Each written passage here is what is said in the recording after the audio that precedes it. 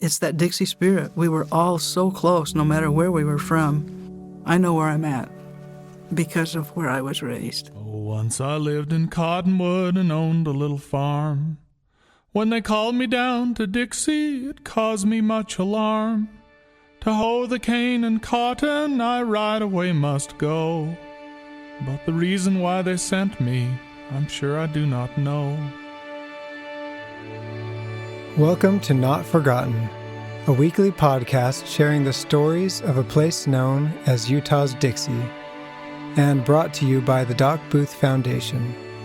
Through stories as universal as they are personal, this podcast is dedicated to the memory of legendary family physician Dr. Craig Booth, and to defining, preserving, and perpetuating the spirit of Dixie embodied in his life and work. Hi, I'm Lyman Hafen, host of the Not Forgotten podcast. For more than 40 years, I've been writing and publishing with the intent of connecting landscape and story in the American Southwest. I believe the words spoken by a character in a story by Barry Lopez. Everything is held together by stories, he said. That is all that is holding us together, stories and compassion. Dr. Craig Booth was a man of stories and compassion. His personal story is one of the many that have made Utah's Dixie what it is, and his compassion is at the heart of that elusive entity we call the Dixie Spirit. Gail Cooper Smith grew up with the red sand of Dixie caked between her toes. She grew up in the town of Washington and attended Woodward Junior High, Dixie High, and Dixie College. She was a champion athlete in high school and college and went on to graduate from Brigham Young University in physical education and history. She served a mission in England for the Church of Jesus Christ of Latter-day Saints, where she met her future husband, Hyrum Smith. Together, they founded the legendary Franklin Quest Company, which ultimately became Franklin Covey. Sadly, Hyrum passed away of cancer in 2019. Gail has traveled the world and lived in many places, but Utah's Dixie is her home, and that connection is beautifully illustrated in her continued support of Tuacahn, which began at the outset and has continued through the evolution of what has become a world-class entertainment institution, an institution that embodies all the elements of the Dixie Spirit. I feel so grateful to have Gail Smith in the studio with me today, a dear, dear friend and one of the great, great ladies of Dixie, but really one of the great women of the world in all that she's done and all that she's accomplished. And also the fact that she is here at this time in her life as opposed to somewhere else in the world, because her life experience she could have ended up just about anywhere in the world, but she's here. And what that means and what that says about the Dixie Spirit that's in her DNA. Gail, welcome. It's so great to have you here today. Thank you, Lyman. And I want to say it's a privilege for me to be able to share stories with the great Lyman Hafen. Oh, come on. I am a fan and an admirer. And afterwards, I'll tell you a story that comes from your book, Far Away in Cactus Flat, that All right. Well, spiritual book. Anyway, I'm privileged to be here. Thank you. Well, the privilege is mine, and I'm holding your book, Shadowfall, right now, and it's a book I read many years ago. I've gone back to it many times over the years, but it's been a while. And as I've come back to it recently, the way, Gail, that you capture and define the Dixie Spirit, but also take it a step further and extrapolate from that the teachings and the ideals and what it really means and over the generations is so awesome. And so I'm happy to be able to visit with you today and have you share some stories. And I think part of what we could do today is get a good overview of the history of Washington, where you grew up, the town of Washington, but through the lens of your own stories and your ancestors. Well, I was born the tail end of the Great Generation, and the community that I grew up in, Washington, the church was the community, and the community was the church. It was the culture. And literally, my growing up, you knew no difference as far as that goes. And its traditions were built on that pioneer tradition that goes way back. So I was blessed to be able to be raised with the pioneer traditions that my father and mother and their father and mother and my greats and so on. And so I have traditions that come from Denmark and Sweden and England, all mixed together into my own family traditions growing up in that small town of Washington, Utah. It's a town where kith and kin were close and a close-knit community. You could do no wrong as a child growing up because every parent was on the next house or street, and if you did go astray, your parents got a call saying, "Hey, did you know?" So you had to be good all the time, and that's helpful. But We talk about your ancestors who came to Washington. Where did they come from, and what brought them there? the first one I'll talk about is my great-great-grandmother. She's the first one that I connect. She came from Wales, and she has a sweet love story. Her family was converted in Wales from an elder that was from Wales but immigrated to the United States as a member of the church. He was an iron welder and made wagon wheels and the iron parts that went to that, horseshoes and things like that. And he came and he settled in Cedar City, never married, and he was called to go back to Wales as a missionary. And he fell in love with my great-great-grandmother, Martha Reese' sister, Joanna Reese. And he was not going to come home without her. And so it was arranged with the parents that she could go. Her name was Elizabeth, I think. She could go, but she had to take her sister with her. They needed a chaperone. But he was in the branch presidency, and they were assigned to the ship, the Amazon, I think. And she says that there were like 830 members of the church on that ship. They were all organized in branches and as they came across.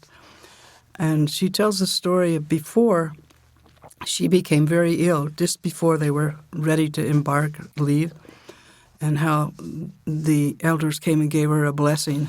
And she describes, "I saw the white doves fly by, and I was healed." And so she was able to make the trip. And she describes that the storm that came upon the sea and how the sea captain came to him and said, "Hey, I know that you are a religious group.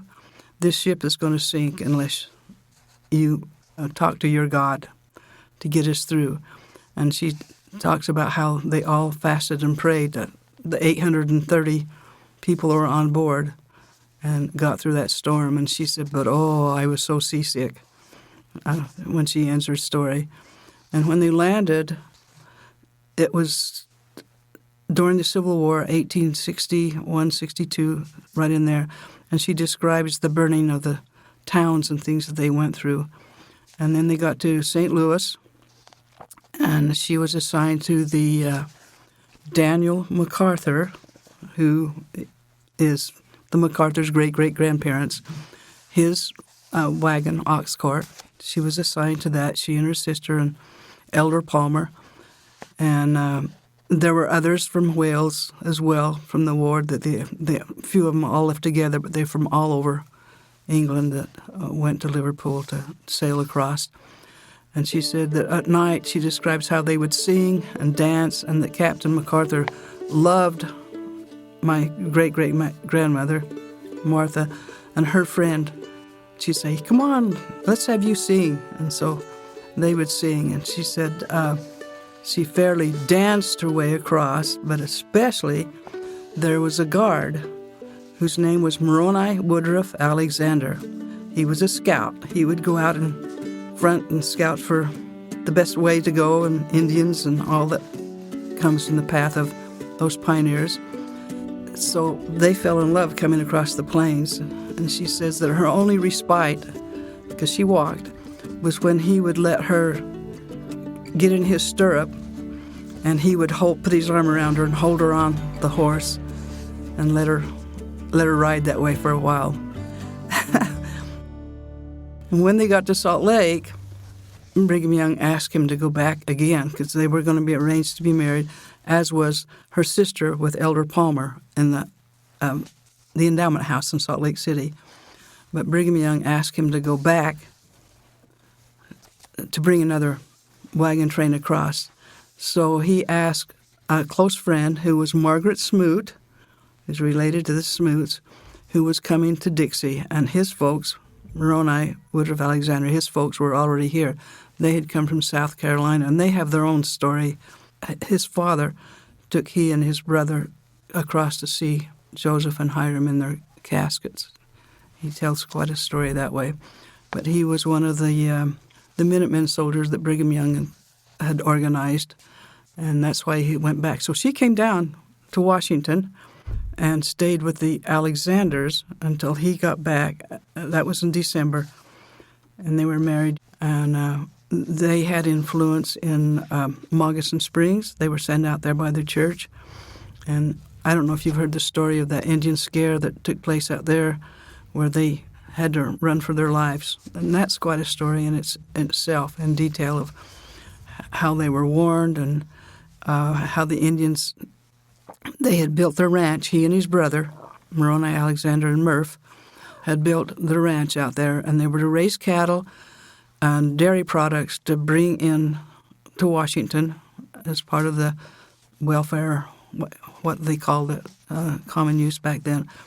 And Murph had taken a load into St. George. He was gone, and it was late at night. They were just about to have dinner, and Moroni heard noises outside, and the ranch has the peephole that you look through, and there were about 7 or 8 Indians out in the outside, wanting to come in, wanting food. Martha's saying, "Don't let him in, don't let him in." But his philosophy was, because he had worked with him, he had been one of the soldiers that Abraham Lincoln had asked that had gone back and rebuilt Stagecoach during the Civil War that marauders had destroyed.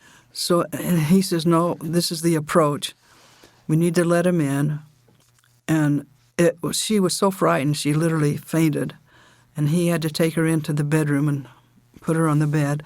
And he dressed in his military uniform. He had the jacket, put his guns on, and went to the door and said, and she had a stew in the big pot hanging over the fireplace. And he said, "I'll let you in, but you got to hand your guns in." And so, first of all, they said, no. He says, "Okay, no deal." But the smell finally won over, and so they handed their rifles in, and he put them in a corner, stacked them up in a corner, let them in, and poured the stew in a big, like a cake pan is what I get. They wanted more, but I have no more. And he had his guns there, and he had his knife, and then he spoke their language. He started to get after them for his, and they said, well, okay, we'll go. And he's, "No, you're not going. You're sitting right here." And he chewed them out for doing what they had done. And Murph was expected any time, and he was sort of stalling for time. And by that time, Martha had sort of regrouped, and she heard Murph coming. So she was able to slip out away and tell Murph what was happening. And between them both, they set the set of Indians out straight. They stepped out, sent them out, and they said, "We'll give you your guns in the morning." And so that seemed to settle it, but I don't know how. It wasn't too short time later that an Indian friend that Moroni had he had made a long time ago, ran from I don't know where, in the detail there's a story, to warn them that there was a tribe of Navajos that was going to attack the ranch and kill their cattle, burn down their ranch. And so they packed their wagons and headed back to St. George. And there was another family that was leaving too, going to Orderville, and they were actually killed. And the family in Washington had heard of this, and they thought it was their family. So when they showed up, they were, so grateful that they had made it out safe. And sure enough, when they went back a couple of weeks later, the ranch was burned down, and so they pulled up the roots on Moccasin Springs, out by Pipe Springs. And that's a fun pioneer story. My goodness, when you think about those folks who they had just recently from Europe and are here, and now they're right in the middle of all of this. A lot of times we don't think about the cultural shock that it must have been, because they were just. She describes that.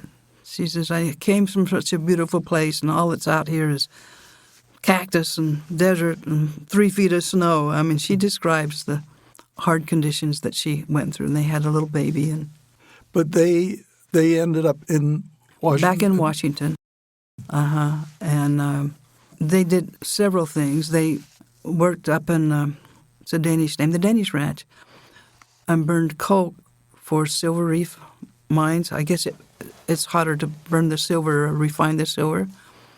And he did a lot of things that way to make a living while we were there. They had, I think, 8 or 9 children. One which was my great-grandmother. Did you have ancestors that came from the South, from the southern states? Yes. To Washington?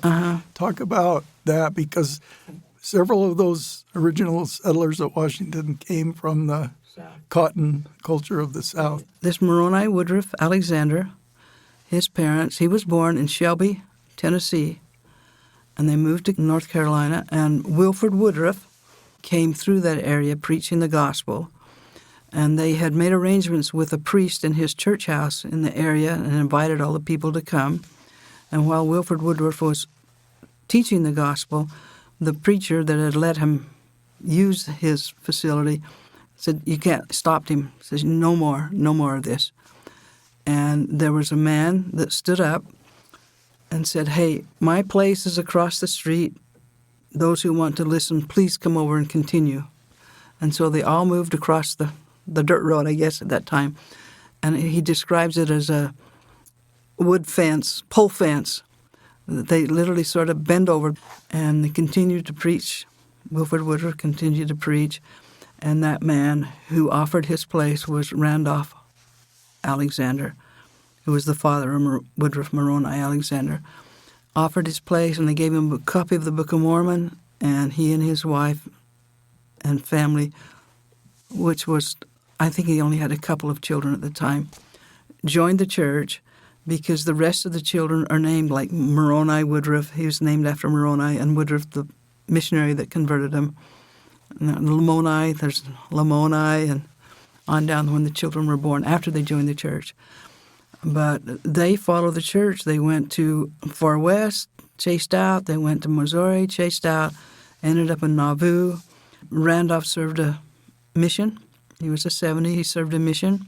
And when they were chased out of Nauvoo, persecuted out of Nauvoo, he took his family to winter quarters, stayed a year there, winter there. They asked him to stay a winter there, and then made his way to Salt Lake in one of the wagon trains, and he arrived like in September, October of 1840. He was one of the first families that got into Salt Lake.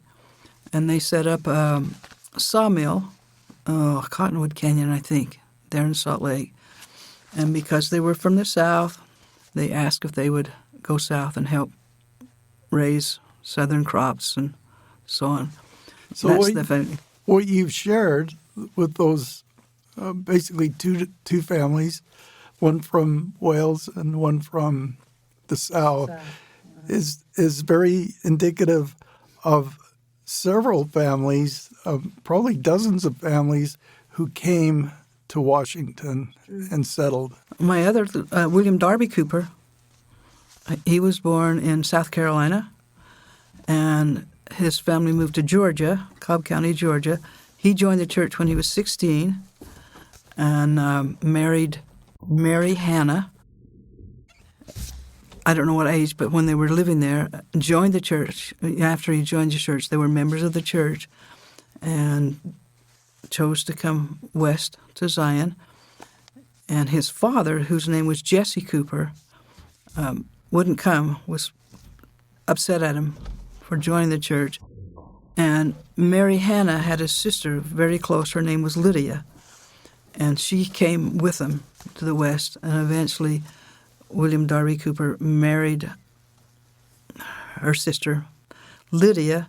But with that being said, William Darby Cooper, when they were living in Salt Lake, and he calls it Holidayburg, and they were living in Salt Lake, when he heard that they were trying to raise cotton down here, he wrote a letter to Brigham Young. I have this, and he basically says, look, I'm from the South.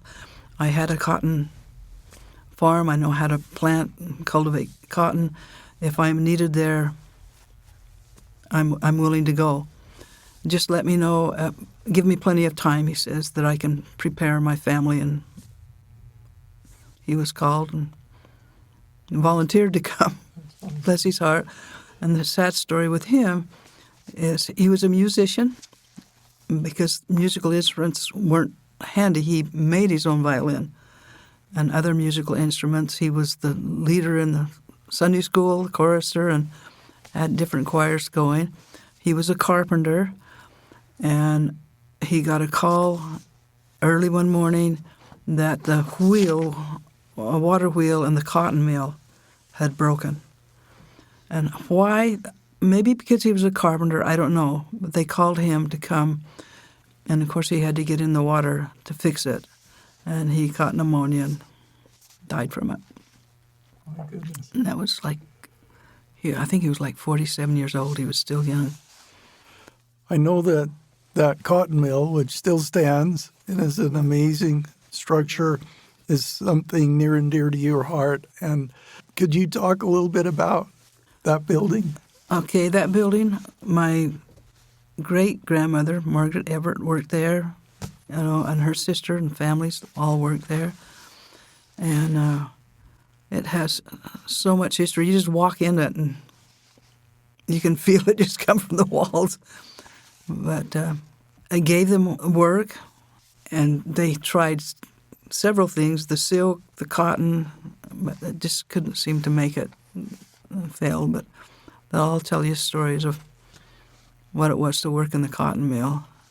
What I wondered, Gail, is we've been talking about those pioneers and them coming here and establishing what became Utah's Dixie. Maybe now we could talk about your childhood here and how it connects back to those ancestors. And could you maybe just share, I know your first few years were right in the St. George Valley, and then you moved to a place that is really special to your family, where you actually grew up. Okay. Before I do that, though, and this is a connector, George Washington Gill Everett, who was my great-great-grandfather, he kept a journal. He has an incredible story. But his whole family joined the church, and he was like maybe 7 or 8 when the whole family joined the church, and he lists them all. And his brothers, Elisha, and they were twins, were the Masons that built the St. George Temple. But they followed the church through 4 West and persecuted. And when they were chased out of, I think, 4 West, they were going to Quincy. The people at Quincy were willing to accept them. At that point, the father, John Everett, decided to turn south instead of going to Quincy. And so he turned south and was able to buy some farm property to get going again. But the twins went on to Quincy and to Nauvoo. And from there, they came west. But George Washington Gill Everett was young, and in his journal, he tells how he was blessed with the testimony that he knew that God, and he knew Jesus Christ, and he knew and how it was where they were among the saints, how they took care of each other, and how they loved each other and provided for each other, and what a wonderful time it was then when the saints were so close to God, despite the persecution they pulled together. And I won't go into detail, but he and some friends decided when the California Gold Rush, because he didn't come west, because his mom and dad stayed. And he and some friends tells the story of his coming west to the California, made some good gold, and they instead of going back to Utah, they decided to go to San Francisco and get on a ship and sail around the Horn. And when they got to Nicaragua, the captain of the ship said, "We need to stall here for 3 or 4 weeks for ship repairs." And they were anxious to get home. So they hired a boatsman to take him across Lake Nicaragua as close as they could to the Pacific side. I think there was 300 miles left. And he describes the mango trees, the avocado trees, the jungle, etc., etc. And they start to walk from then to get back to the Pacific. And his friend gets sick. It sounds like it was dysentery or something. But he's so sick he can't travel. And he asks George Washington Gill Everett if he will take his rifle to his son. That it was an heirloom. And he said, I'll catch up with you as soon as I can. So he took his rifle, but he never made it. He apparently died. His friend died there. And he got to the Pacific Ocean, New Orleans, and he too got really, really sick. But he was able to make it up the Mississippi to where his mother lived. His father then passed, where his mother lived. And she got him well again, up and going. He was a wheelwright, wagon wheels and any kinds of wheels, and a gunsmith. And he married Nancy Turnbull there, and their little family started, and his mother passed. And his brothers now are here. At that point, I think they were in Manti helping with that temple. And they say, come west. So he packs up his family and comes west, and his first place is in Manti. And he describes how they had to dig a place out of the hillside for him to live. But he was able to get some farm, plant some wheat, and it was in good crop. And then he says he was called to Dixie. And he says, when an apostle calls you, you go. So he left everything, moved his family to Washington. George Washington Gill Everett moved his family to Washington. And that time, they were struggling for food, etc. And he gets in his wagon and goes back to Manti. He had a wheat field, harvested his wheat, took it back to Washington, helped him out with food through the time. And he was assigned the water master. And he went up and down that trail to the dam that kept washing away, 25 years. So, so he's the father of James Everett. And James married my great-grandmother, Margaret Alexander, who was a daughter of Moroni, and Martha Alexander that had come from Wales. And so you have that connection there. They were all from the South. Martha was the only one from Wales. The rest came from the South. So deep roots in Washington. And I'm going to read a couple of paragraphs here from your book, Shadowfall. Even in the 1950s, most Dixie people were descendants of the Latter-day Saint pioneer families who first came to the southwestern corner of Utah a century earlier.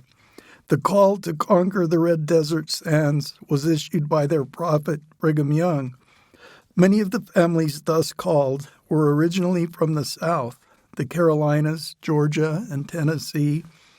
Because their purpose was to raise southern crops, such as cotton, pomegranates, and figs, and to establish an outpost to guard the southern boundary of the Mormon territories, this part of Utah came to be known as Dixie.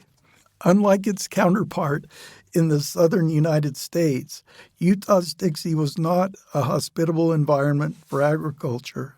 The soil was barren and filled with alkali salts that came to the surface when water was applied.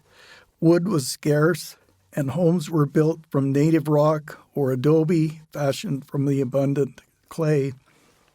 The Virgin River, named by early Spanish explorers, was anything but pure. A capricious source of water, it dried up in the summer heat one week, and the next ripped out dams and ditches with flash floods. But by working together, the settlers eventually prevailed, building dams that held and irrigation ditches that watered fields, gardens, orchards, and pastures. Out of the struggle and the isolation came an extraordinary sense of community. Even in the desert, the pattern of settlement followed the plan for the city of Zion established by Joseph Smith and continued by Brigham Young after the Exodus to the west. The city of Zion plat called for communities to be laid out in neat blocks, extending outward from a central common block containing the meeting house and other community buildings. It was also requisite that the streets be wide enough for a wagon pulled by a full team of horses to be able to turn around. Beyond the town were the agricultural lands farmed by the community's residents, but most people lived in homes in town, 4 to a block, each lot with its own garden and perhaps a small orchard, a barn, and an enclosure for the animals, chicken coops, and other outbuildings. It strikes me, Gail, that this is the world that you were born into. I mean, you're with us here in 2025, but you were born into this pioneer world and what was established and settled and the foundation that was created by those pioneers, and you grew up in that. And I just wondered if you could share just memories from your own childhood and how they connect to those pioneer stories. Okay. Well, when I was 5, my great-grandmother, Margaret Everett, who lived in Washington, we were living in St. George out by the Dixie College, where the old tennis courts were. That's where my first house was. And my dad adored his grandmother Everett. And the reason being is she lost her husband with 8 children. I think the baby was 6 months old, to black lung disease in the mines out in Pioche and Panaca. And so it was his responsibility as her grandson. They just lived down the street, his mom, to take care of her. He would go up and chop her wood and make sure that she had what she needed, and was very, very close to her. And when she passed, he took the opportunity and they offered him to buy her adobe home.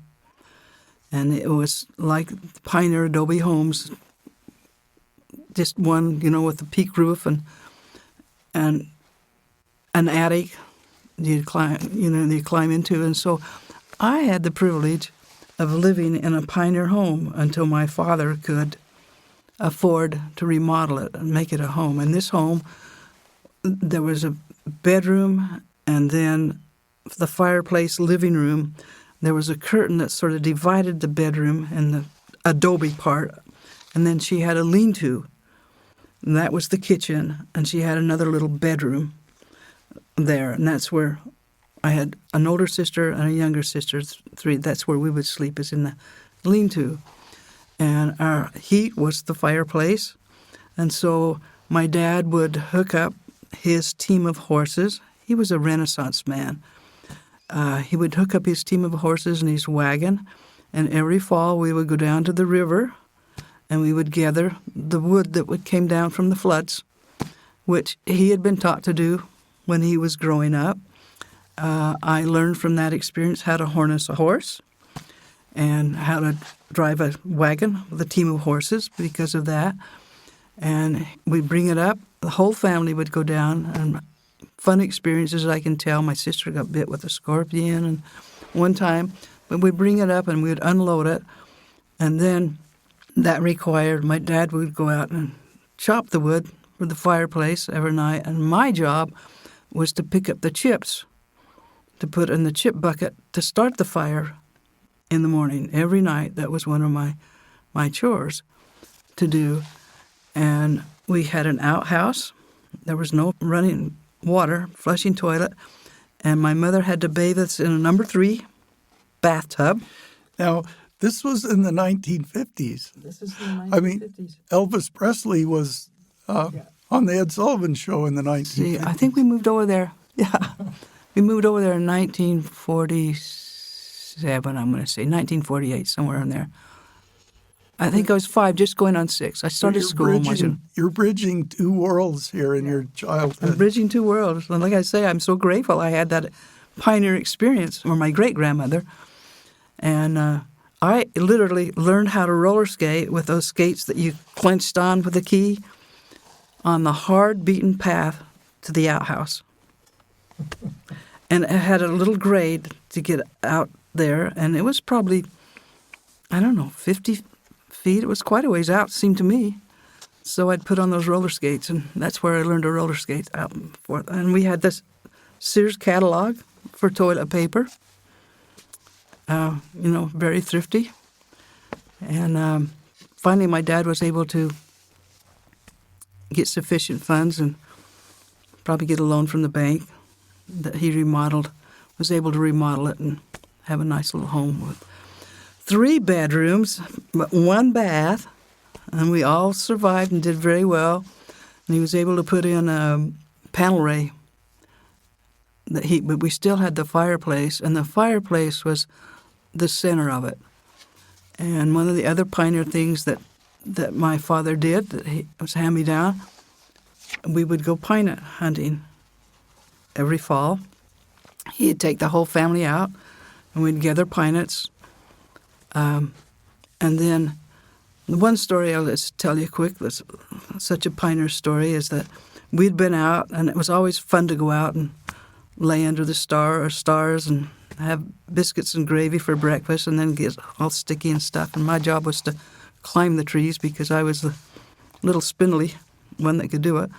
This one year we came back, and it was Christmas time, getting Christmas time, and a knock came on the door, and my mom answers it, and it's a salesman.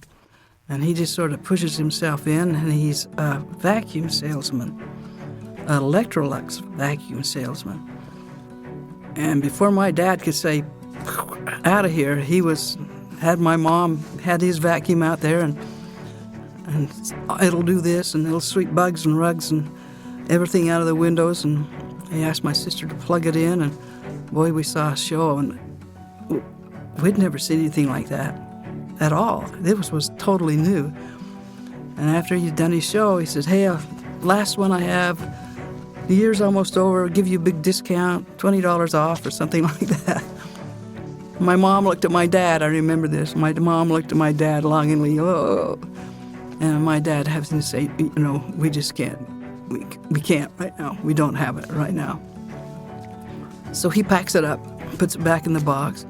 My dad walks him out to his car.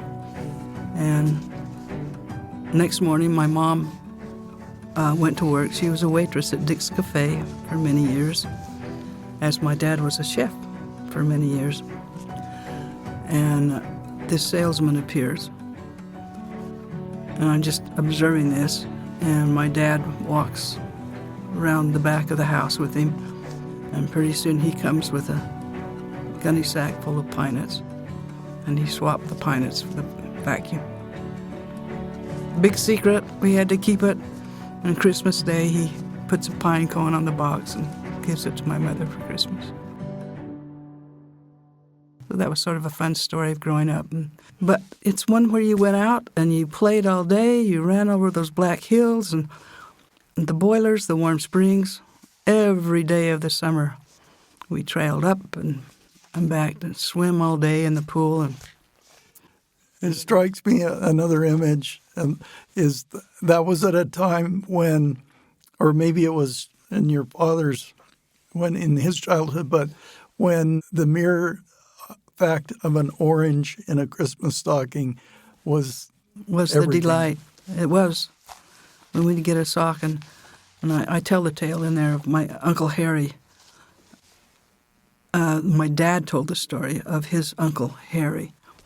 He went off to work in California and came home for Christmas bringing a little box of oranges. And my dad tells how excited they were to just get a piece of an orange, as they peeled it. Imagine that taste in your mouth. When you can go to the store and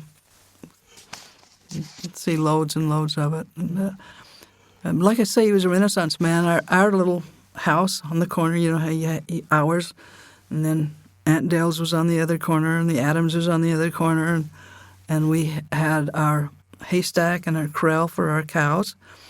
And my dad had 5 girls, but 3 of us, my younger sister is like 10 years younger. The 3 of us were there for a long time. And so we had to learn how to milk cows and haul hay and tromp hay and do all the things that if there'd have been some boys around that probably would have done. And but I loved it. I'm the outdoors person. I'm the athletic person. I'm the tomboy. I'm probably the only boy my dad ever came close to. But we had to milk cows and gather the eggs and kill the pig. And I remember one year the sow died and she had a bunch of piglets, and my mother fixing little bottles, and we all had to go out and feed those little piglets and help them survive. And what you're sharing is the same thing that millions of other people, that transition that they went through economically and in other ways during the mid-century. However, for you, it happened in Utah's Dixie.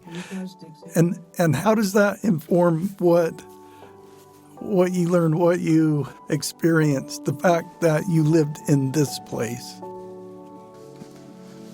You can't, how do you describe a spirit of community and love and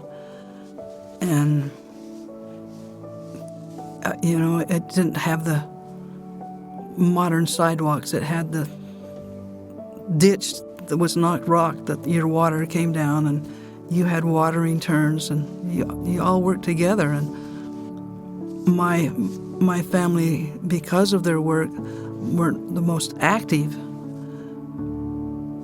but you never knew it because the church was the culture and the culture was the church. We were just all doing the same thing, whether we went to church or not, And it's not saying that they didn't. I mean, they had great testimonies and so on, but just weren't the ones that were the bishops or the counselors or whatever. Take that back. My mother worked in primary a lot, but even then, our young women was going to the gymnasium of the Rock Schoolhouse. We had 3 things. We had the post office, Quentin Nison's store. We called him Abner. We had the schoolhouse, 4 things. We had the schoolhouse, the Red Rock Schoolhouse, and we had the church house. Those were the 4 important things. So when you had celebrations like school plays, everybody came, Santa Claus came, and we're all in the play, and the parents had to make the costumes for whatever we were. And 4th of July, the races, 24th of July, the races. We made our own fun. And the kids in the summertime, we'd go in the middle of the road, and somebody would find an old tire, and we'd build a bonfire and play games like Run Sheepy Run and tear up the town. But we had to make our own fun. Like I said, my dad was a Renaissance man. He cut his hay with a team of horses on a scythe and mower. You put the thing down, and then he would get his team of horses on his wagon. Oh, he had a rake, one of those that he would hook up his horse to that, and he would rake his hay, and then he would fold it over, and then he would get us to, his team of horses, he would get us to go down and tromp. He'd pile it on the wagon, and we'd tromp it down. So I got on the tail end of the crossover. I remember when I learned to drive, it was like, oh my gosh. And the other thing about growing up in a town like that, and Dixie, it was a 5-mile drive to St. George. And we had to go through the tunnel. That was always exciting to yell when you went through the tunnel and so on. But when, the school, 2 first and second grade met in one room. We had one teacher. 3rd and 4th grade met in the next room. One teacher. 5th and 6th grade, one teacher. And so 1 through 6, we were all close. It didn't matter age. And at recess times, we roller skated and we went out and played football. And I got to play football with the boys because they were short a person to make the teams even. And I loved it. And athletics was really important in very important your to life me as you grew up. It was. Can you talk a little bit about that? It took me a while to understand why God gifted me with such athletic abilities. But it was probably because we had to do athletic stuff because we were girls. And I fell in love with the horse because of my dad when I was 4 or 5 years old. I would call the reins the brains. Hand me the brains, Dad. And so I just grew up on the back of a horse because of that. And my dad always made sure he had his team. Sometimes we would ride those. But my most memorable Christmas was the year I got a pair of leather chaps. I was probably 7 years old. And my dad went out and saddled old Nell, and I rode horses all day in that chaps and guns on my side. And so my nomenclature was tomboy when I grew up, but I love that part of it too. It made a difference when we were bused to St. George to go to school at Woodward High. The girls went to home ec and the boys went to shop, and I couldn't try out for a basketball team or a track. Girls just didn't have it back then. So on. It wasn't until I got in to Dixie College, really. Well, I was in high school when they got their first woman athletic director. It was Myrna Hunsaker. I don't know if you ever met her. And she made a basketball team. And to make a basketball team, she brought a couple of high school gals that were pretty good in basketball. I was one of them. Leona Brooks was another. And we got to go to BYU and play in a tournament, play other schools, and came home champions. And that's another of my great stories is I put in the winning shot from the foul line that gave us the trophy. That's awesome. And so that Washington gave me that. Washington gave you that, and that spirit of Dixie you experienced from the athletic side as well as all the other aspects. They gave me that. It. And they did have church softball, girls' church softball, big program for that, which I was most grateful. But I want to say when we did finally come to St. George, to Woodward Junior High, that 4 years, you had Santa Clara shipped in, you had Gunlock, you had Ivans, you had Vail, Washington Fields, we were Leeds, we were the bus students, and for us to all to mesh together, and I tell you, it's that Dixie Spirit. We were all so close, no matter where we were from. In October, we had our 65th class reunion, and I tell you, it was one of the special times of my life. Elder Holland was going to come, but last minute he had some family things that he had to do. But he did send a video. And I just want to share that his last remarks to us were, he's so funny. He says, some of us dribble at the side of our mouth, and some of us are on walkers, and some of us, he says, but you can still serve. He says, till you die, you can still serve. That's what he's doing, isn't it? Yeah, that's what he's doing. My goodness. So were you classmates? Yes, we were classmates. That is wonderful. Yeah. And in the same group, that's what I'm saying. I think this little podunk tomboy girl from Washington, his best friend is Penny Hafen, who was the class president and the dressy, classy lady, cheerleader, we all just didn't matter. Now they're all saying, my classmate was Gail Smith. Yeah, I know. Gail Cooper Smith. But we all had those same roots the same roots that draw you together and pull you together. Yeah. The same background with our pioneer ancestors, and just a great bridge to cross over. And my parents did that. I make the nomenclature of, they had a bag of gunny sack full of the old ways, but as new ways came, they were willing to take out the old ways and put in the new ways and put up the old kerosene lamp. My mother used to curl my hair with a kerosene lamp and curling iron. She'd heat it up in the kerosene lamp.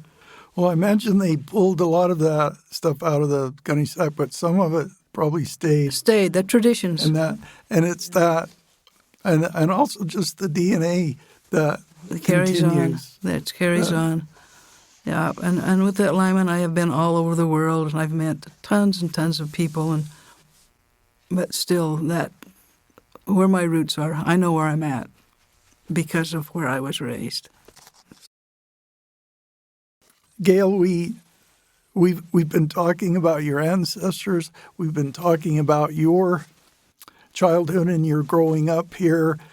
We've kind of reached a point where you're ready to jump off into the big world, which you did at a certain point.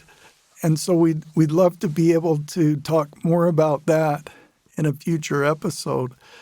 And we'd also like to be able to talk about Tuacahn and what you and your family have done there to make that such a gift to Utah's Dixie, and how it actually really, in my mind, embodies that whole Dixie spirit, what you have done there.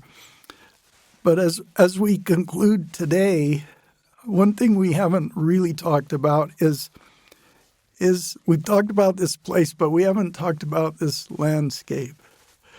And again, you have been all over the world. You've experienced beautiful and amazing places all over the world. But how do you express what this landscape means to you? This landscape is, as far as I'm concerned, the center of the earth. I can't get enough of it. It's beauty, it's desert, the red hills, watching the moon come up over the black hills in Washington, the Black Ridge, where we call it now, where we were, watching the sunset, just riding your horse forever and ever out in those hills, up the Virgin River, down the Virgin River, before houses in the landscape. I mean, the canal that went around Schnabakai, we floated down the canal, climbed Schnabakai, and just, you're part of the land. And we lived off the land. We had our cows, we had our horses, we had our chickens. We lived off the land. Our apricot tree and our garden that we could plant and water with our irrigation time when it was our irrigation time. And where do you find that? And what it teaches you and how it helps you appreciate God's creations and what we're totally blessed with. And here it is rougher. You do have to be careful with water. You do have to but it's okay. It's worth the beauty. And I don't know where you'd find the landscape. It seems to be all in Utah. I just figure that's where God planted it for us to come to. Gail, thank you so much. Thank you for sharing in such a beautiful way your thoughts and your experiences and your feelings. I realize that there's so much more that we could go into and that we will go into in the future. But for today, thank you, and we just appreciate you being here with us today and your beautiful spirit and what you mean to this community. Thank you, Lyman. Appreciate the opportunity. The Doc Booth Foundation is dedicated to empowering individuals through educational opportunities and promoting mental health advocacy. Through scholarships and funding for important community needs, the foundation perpetuates the can-do spirit of the founders of this community, using the lessons of the past to chart the course for a better future. Make your tax-deductible donation at docboothfoundation.org. Not Forgotten is produced by Ricky Valadez and made possible by the generous support of St. George Area Zag Stores, industry-leading tech support and accessories. Lyman Hafen's books can be found at lymanhafen.com. Once I lived in Cottonwood and owned a little farm. When they called me down to Dixie, it caused me much alarm. To hoe the cane and cotton, I right away must go. But the reason why they sent me, I'm sure I do not know.